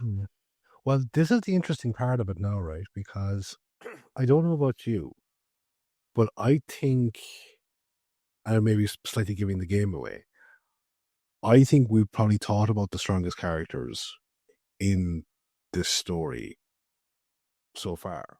So I have very little to say about the rest of them. Yeah. So like, cool. We give it a game away, but perfect. We don't care. So we have the Inquisitor, we have Crozier, we have the Valiant, and then I have Syl and Kiv together. Mm. So with the Inquisitor, go on. Yeah. All right. So with the Inquisitor, we're being drip fed the Inquisitor and the Valiant piece by piece, because they're obviously not they're only part of the courtroom sections of it. But this time around with the Inquisitor, I'm like, surely you misrealize that something is fucking sus. Like, you're meant to be the Grand Judge and Inquisitor, yet there is shit constantly going on in the background by the High Council that you're not privy to, and it undermines it undermines the court that you're meant to be running. And it's like, you've been given this job, but at the same time, it's like, just don't worry your pretty little head about it. Just go there and, tell the doctor to stop, interrupting the Valiant. And then even with the Valiant, he's like, it's not really that important for you. Like, she's the fucking judge. Everything is important for her. So we're 2 episodes. So I'm really looking forward to the next story, because now the Doctor, it's no longer a game. There's something going on that has cost him the life of his friend. He is a fucking man on a mission of vengeance now. So I'm looking forward to seeing how she's going to react to a less flippant Doctor. But that's pretty much, like, if she doesn't put her head out of her ass and realize that something else is fucking going on in the next story, wow. Yeah, I have a bit about her that I love, that I'll get to in a second. Yeah. My thing about her in this episode is, I mean, it was during the last story as well. She has this neutral veneer, that she's impartial, She doesn't take sides. She is just this cold, detached, bureaucratic, whatever. But that's all it is a veneer. Mhm. It's fake. Yeah. It's totally fake. Because she knew the whole fucking time what they were going to do. Yep. I mean, this whole time of her watching this evidence, she's fully aware of what's happening. And I agree with you. She takes the Matrix evidence without any scrutiny. But also, like, the way she treats the Doctor and the Valeyard are so completely different. Do you know, the Valeyard spouts the most ridiculous nonsense. She doesn't fucking say a word. It's about she's just become very annoying. And the way she describes what they're doing with Peri and with Irkonos by extension, I'm like, you can't be that dumb and be in the role that you're in. And if you're not that dumb, then you're, part of the problem. Because either you're complacent or you're part of this coalition to do whatever. And my book is on she's part of the coalition because it is the only way to explain the way she behaves. Yeah. And particularly in this story compared to last story, the way she behaves. There is one bit I liked though, which was in the very beginning. And I've had to pull up a transcript to tell you the bit that I liked. So at the beginning, it starts and the Doctor's like, I asked the court to protect me from the abuse of the brickyard here, right? Continuing his thing about brickyard or whatever. And the values are clapped back, called sympathetic and juvenile. And then she steps in. I was going to read these 2 lines because I thought it was brilliant. So she's like, "Gentlemen, may I remind this court of law, not a debating society for maladjusted psychotic sociopaths." Which I thought was brilliant. "We'll both conduct ourselves in an orderly manner and show proper respect for the judicial procedure. I hope I make myself clear." They both bow, right? But that maladjusted psychotic sociopaths I love because she directs it at both of them, which I think is brilliant. And then she's like, "And Doctor, the prosecuting counsel's title is the Valeyard, not the brickyard, backyard, knacker's yard, or any other kind of yard." And I'm like, I fucking hate you because you're compliant with all of this shit. Yeah. But that was funny. I liked that. I liked that little, just that little thing. I thought it was lovely. And then she's a dickhead for the rest of us. Yeah. And then you have the other dickhead. Yeah. So, I don't know, like, if it was me, but I think you might have agreed with it. Like, the Valeyard is a lot more of a kiss ass in this story. Like, and it's like, like, oh, sagacity and, your reverence and all this type of shit that wasn't there in the last story. And, like, I know, like, I had said last week, one thing I love about Michael Jason is that he has this ability to sit there and have this calm, cool menace to him. That it's like, oh, he's got something. There's something bubbling there. Don't fall into the trap. Here he just seems like a bit of a catty bitch. It's like everything is like, like this, like, as you say, like, oh, Barbie, it's like a very, like, a earth slang.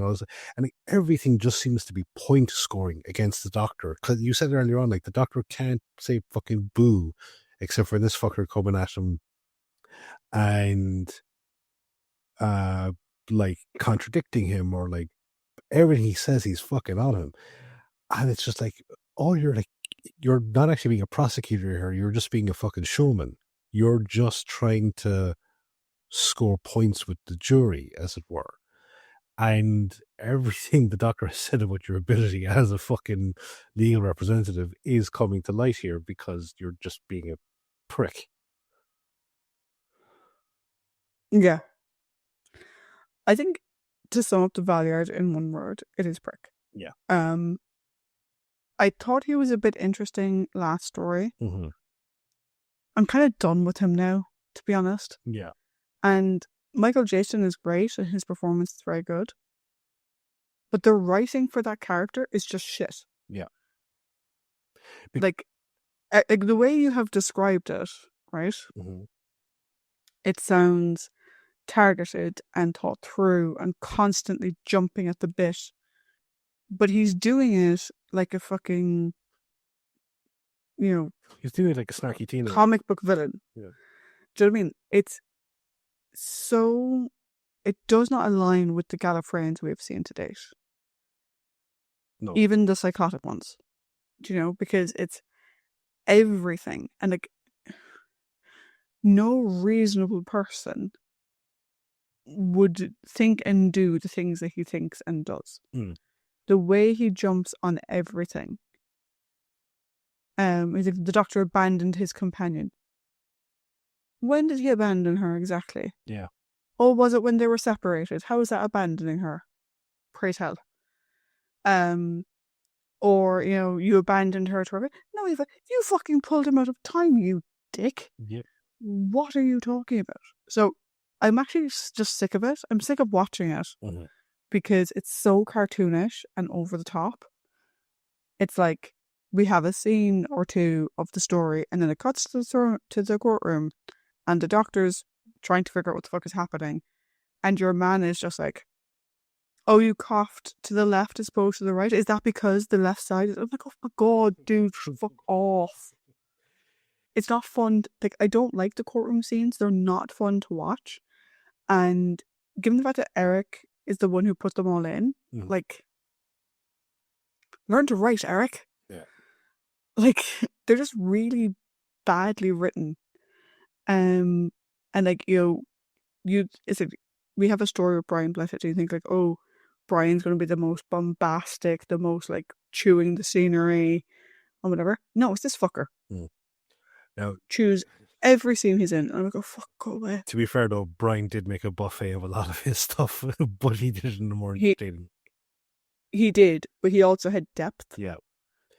And he had range. This guy is just the same fucking note the entire fucking time. And I don't mean Michael, by the way. Yeah. I think he plays it very well. Yeah. But the way the character is written, it's now been 8 episodes. I'm fucking done. Move on. You got 6 more to go, baby. Or do you? Who knows? Or do I? Maybe. I don't know. Yeah. Maybe he gets shot in the back next week. Yeah. Apparently not, from what you said. I can dream. Well, though, to be fair, he's a Time Lord. He would just regenerate into a different version of the Valiard. Jojo, in my dream, until I actually watch the next episode, Irkonos is going to jump through some sort of time eddy, grab the Valiard, and just rip his head off. No regeneration. No nothing. just until I watch what actually comes next, that is his ending. Actually, just because you were speaking about Brian and jumping through it, quick segue, I've been listening to the Natalie Haynes podcast again, and she recently mentioned Claudius, so Derek Jacobi.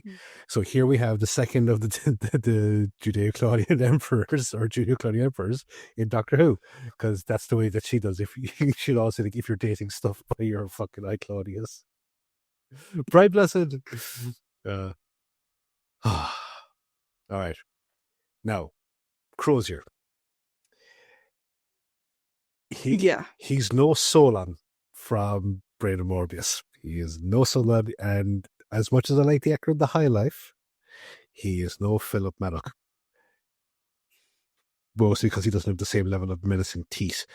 But Solon is very, very generic. Because Crozier? Yes, Crozier. Solon is not generic. Crozier, that's how generic he is. I can't even get his name right. No. Like, it's a good performance, but it's just very underwhelming for the fact of it is one note. He is scientist under pressure, trying to do this thing, and at the end he has like the mania of going, I have conquered death, I can keep him alive indefinitely, and it's like, that's really cool.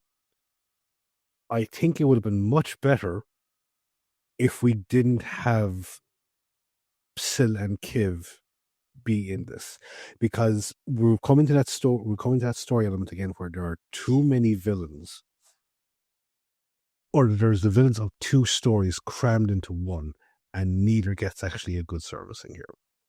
Because they could have done something very interesting here that would have paid off with the better fallout of Peri's death.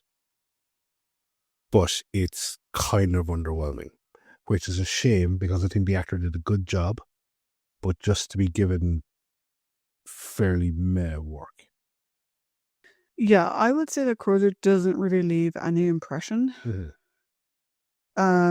He's not someone that sticks with you like a Solon or like a Davros or, like any of the others that we've seen that were really good. I think the reason is that we don't get any motivation. Like, Keeve is going to kill him, or Keeve's guards have orders to kill him if Keeve dies. Okay, there's that motivation. But it's like, I don't even get, like, it's sort of presented like he's motivated by scientific achievement, but like, you also don't really get that sense either, because like, no, he doesn't seem excited about his science. No, like, it's like there's the implication that he's in debt to them. But at the same time, it's like, are you working for them solely for the fact you need to be off a debt? Or have they bankrolled your scientific team that got you kicked out of like all the major universities or whatever? And yeah. Like, he comes across as like, he's unmoved, It's just that he doesn't have a personality. And I think the interesting part is, like, so we get the end where he's like, oh, I didn't transplant the brain. What the fuck did you chop all her hair off for? I didn't transplant the brain. I moved his consciousness. This is the only bit of sort of yay science, yay me I think we really get. But then he goes over and he's like hanging on Sill's chair and he's like, he'll never die. I'll move him, I can move his. It's like, okay, why is your big scientific celebration about the fact that this prawn is never going to die? Surely it's, I will never die. Yeah. Keeve was just an experiment. I will never die. Because I can now do this. Fuck Keeve, fuck y'all, I'm leaving. Because otherwise, Keeve will die because you will die. But Keeve can't live forever without you. So, I don't know. I just think he was very underwhelming. Like, even in, like, I don't know, like, even, I love the crazy scientists who bounce off the Doctor. And the Doctor keeps getting caught up in their excitement, then fucking having to, correct himself and go, no, he's a bad man or whatever. And we don't really get that here. No. Do you know? It's very sort of by the book. And like the fact that he's like, oh yeah, Doctor, go on and find someone else if you can, that's fine. There's no, I needed a like mustache twirl that demented Doctor left the room, that he just turns to everyone and goes, go get her. I am a lawful neutral mad scientist. He's like, oh, you're a piece of toast. No, he's not even toast, because toast is nice. He's what James, my nephew, for those of you listening, calls toast, which is just warm bread. He's right. That's all he is. He's warm bread. It's not bread, it's not toast, it's warm bread. My personal version of that is Ryvita. Ugh. Sorry for people that like Ryvita, just no. Okay, let's round out the too many villains. The actual second part of the toast analogy, because oddly enough, you talk about prawns, you also got me into sesame prawn toast. So, yeah. Yes. That's a weird callback. Yes, Sil and Kiv. Now, I love the guy that plays Little Dave Hedgehog. I've always liked him in everything that I've seen him in. He did not need to be in this story. This character did not need to be in this story, nor did Sil. because Kiv is a villain simply by the fact that he's like, I need a new body. Any one of those fuckers will do. He's not a threatening presence in the story. Like, he himself is not a threatening presence. He is a bank manager. He is a glorified CFO. Syl, on the other hand, who was very unsettling and very intimidating in Vengeance and Barrows, is just so fucking pathetic in this story. If he's not eating gummies, or whatever the fuck that green shit is that he's eating, he's like, you can't let him die. You can't let him die.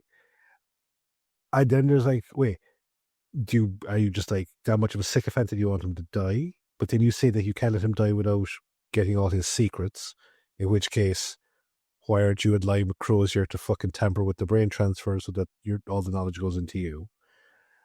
And then it's like, I don't want to, like, keep him alive because I don't want to die.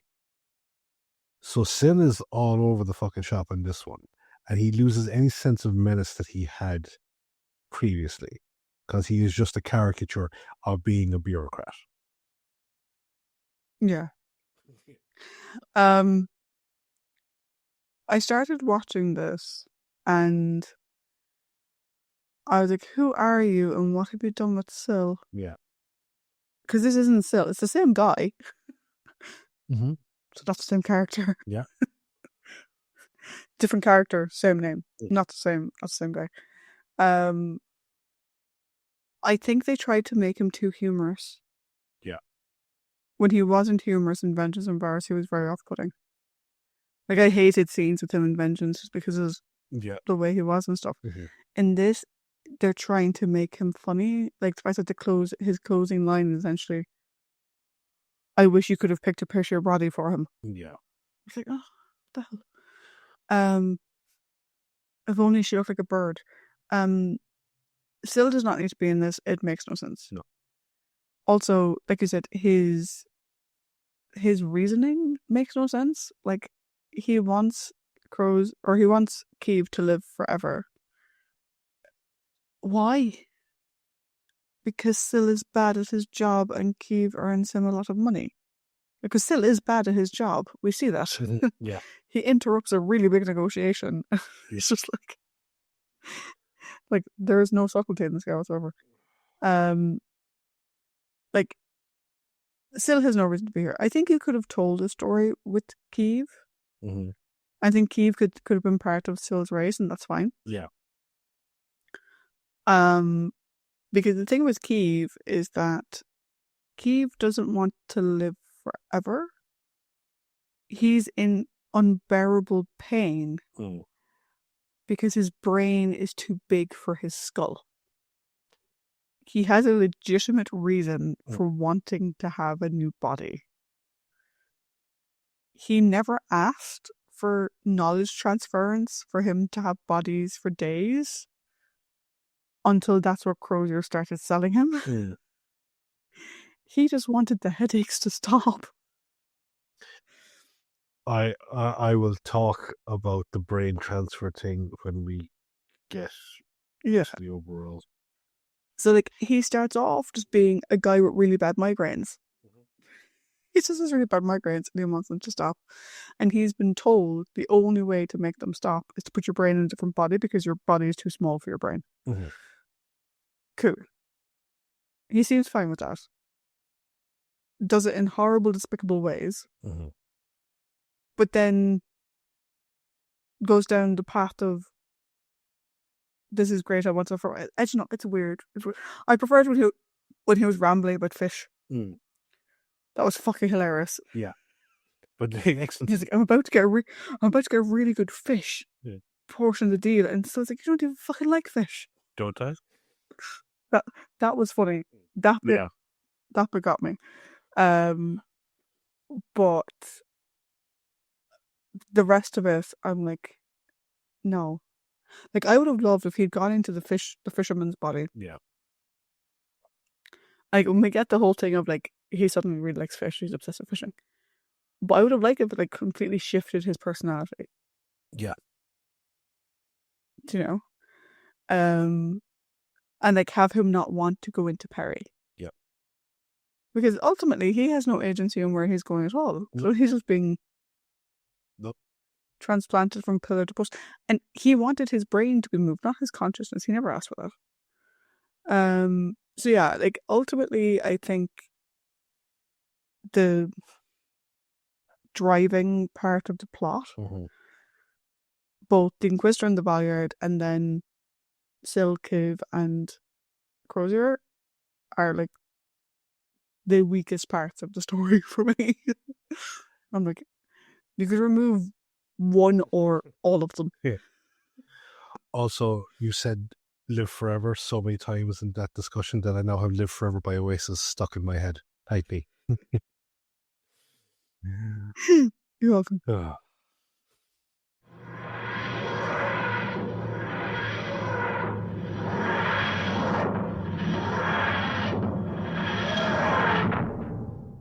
You and I gonna live forever. But this story won't live forever. Because the discussion of this story, the discussion of this story will live forever because it'll be on the airwaves. But I'll just say before you go into it, you were saying about I put Oasis. I have Oingo Boingo in my own head, which is No One Lives Forever. It works. Mine's a bit more upbeat. Yes, absolutely. But we have now reached the overall section of the story. And yes, we rambled, but that's what we do here. Now, myself and Trish will give this particular, again, story a score of 5. And as we've said, we will be doing an overall scoring at the end once Trial of a Time Lord finishes. But as per our rules, written in ancient stone, however long ago, they who do the socials and the character discussion first gets to go first with the overall to give their score of 5. So that is me. Was some of the actor over the top and very amdram? Absolutely. Was Brian Blessed chewing scenery galore? Absolutely. But that was good. If the physical brain is the problem for Kiv, why does the pain carry over if you're transferring the consciousness? Because that was the whole thing. He is transferring consciousness. He is not transferring the brain. Why is the pain still there? And why does it magically disappear when it goes into Peri's head? So he was transferring the brain. I thought he was transferring the consciousness. No. He transferred the brain the first time. Your man apparently had a bigger head. Right. But it wasn't going to be able to keep up. And it would eventually run out of space. Peri's head was apparently better. But before he transferred it to Peri's head, he decided that he's just going to do the consciousness instead. But why not do the consciousness from the fucking get-go? It's so fucking stupid. Also, this whole thing of like, why make a big song and dance out of the fact that his new body has like a stinger, and they never use a stinger and a venom sac, and it's not part of the actual fucking resolution to the plot? Why make a big thing about the fucking weird tides and have the big, here's this big machine that does? Why make a thing out about that? Why bring Sil and Kiv into this and not have them actually be proper antagonists or proper villains in this thing? It's, again, the flaw of the too many cooks. Put too many villains or too many story beats for different villains into the one fucking thing and nothing gets treated correctly. The trial scenes, which I liked last episode, this time they felt just very wash, rinse, repeat. It's the same thing. It didn't happen like that. Oh, just you wait and see. It didn't happen like that. Just you wait and see. It didn't happen like that. Oh, look at you try to fucking pretend it didn't happen that way. It's just like, enough. I think they used up all their good dialogue in the fucking first in Mysterious Planet. That being said, though, the Doctor and Peri and Yrcanos make this thoroughly enjoyable.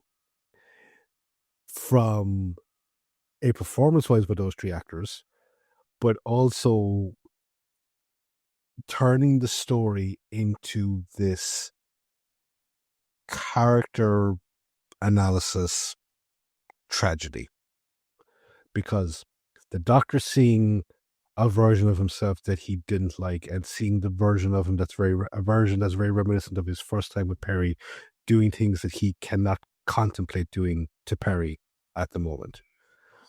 Peri herself being in this situation where the Doctor has kind of regressed, or something has regressed him artificially, and desperately trying to pull him out while dealing with the heartbreak that the Doctor is actively working against her in all of this. Yrcanos's righteous vengeance, falling in love, and then Peri having absolutely no chance of fighting back as what's done to her, which is horrible. The Doctor watching it all happen, being powerless to stop it, and then Yrcanos being faced with this realization that this person, yes, while he only met her a short while ago, but the connection actually felt legitimate. It's not like Leela and that fucking custodian guard, or it's not like, well, no, they did Troilus and Vicky kind of okay, but like there was something there. There was a legitimately well executed connection, and then Yrcanos being forced to fucking kill her in a blind rage. It's sad, but it was good watching. So, actual plot and kind of purpose of this story, not great.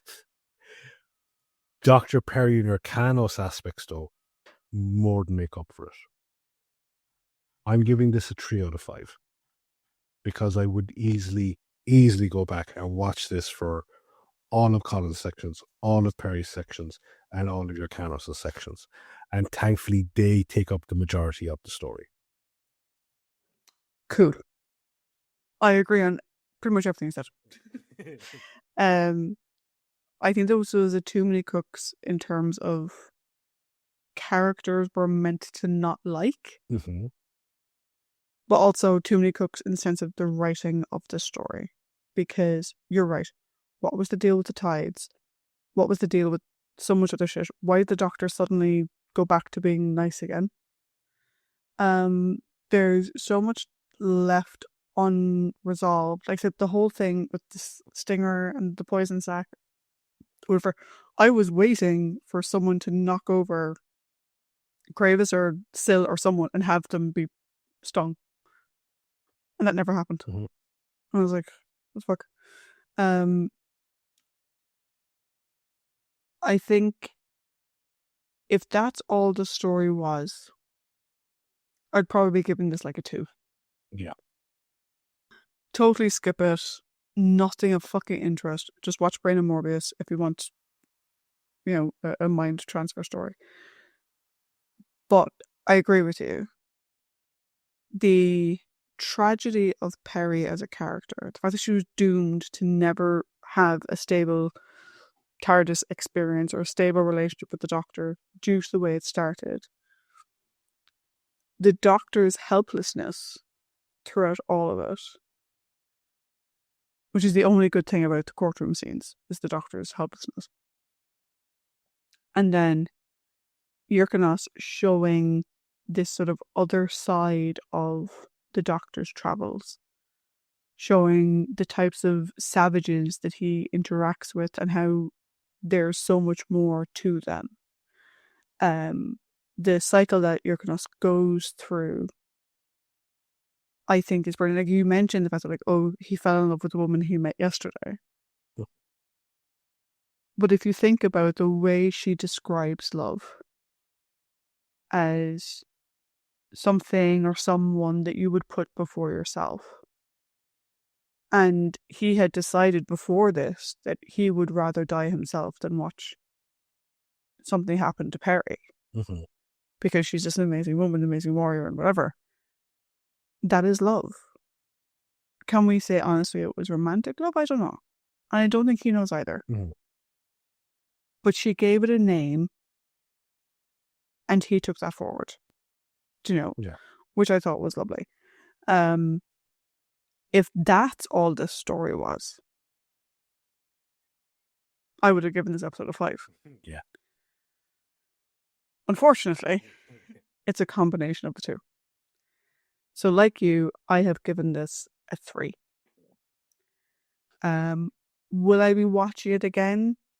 Not all of it, to be honest. A lot of the bits with Sil and Keith, I generally couldn't give a shit. Yeah.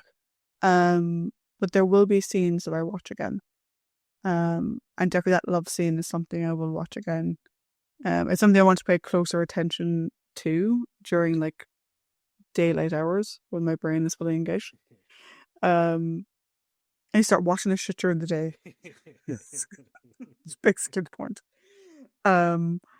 But yeah, and like I would say to anyone listening, to everyone listening, I think Trial of a Time Lord, from what I've seen, what I've heard, is kind of the unwanted step season of Doctor Who for a lot of people. A lot of people sleep on it. I've seen people say that they just skip it. And a lot of that goes back to the way people treat Colin as the Doctor. Yeah, like, because like there's that the whole sort of like real world analogy, like that Doctor Who is actually on trial at this time, you know, because is it potentially going to get axed? The lower viewer ratings, Michael Grade being a complete fucking prick, that type of stuff, you know. So yeah, like in one sense, yeah, absolutely, it's the sort of like, oh, it's Colin's last hurrah, and we all know how it turns out. But I'm like going, it's such a fucking disservice to Colin, because Colin is really, really good. And the marketing, like when he's using clips to show the negative aspects of the show, it's such a fucking kick in the nuts to the actual really good character growth and interactions he has with Peri, story-based companions, and villains. Yeah, like what I would say to you is that, like, for those of you listening, if you were planning on skipping Trial of a Time Lord, because like I said, you can't really watch the episodes in isolation.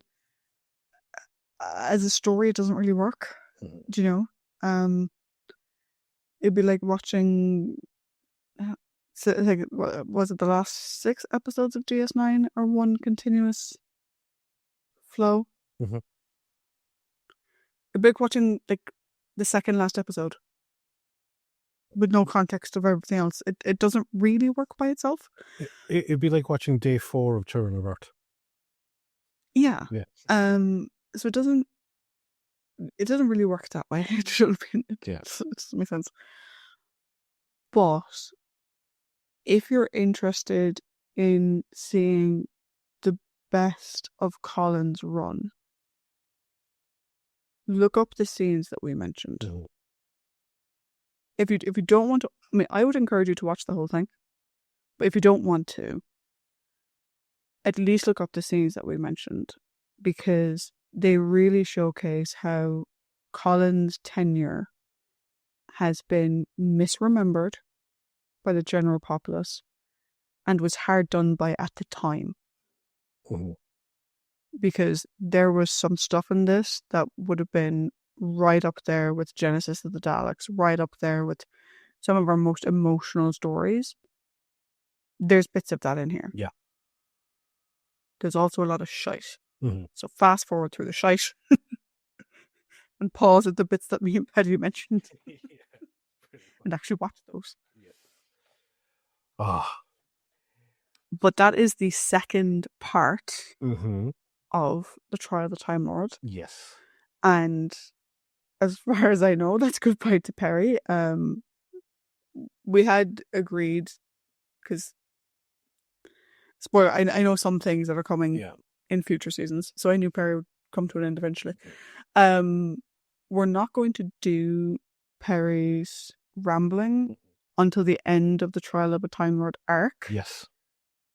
Just because the story isn't technically over. No. So we're going to wait until we get to the very end. Yeah.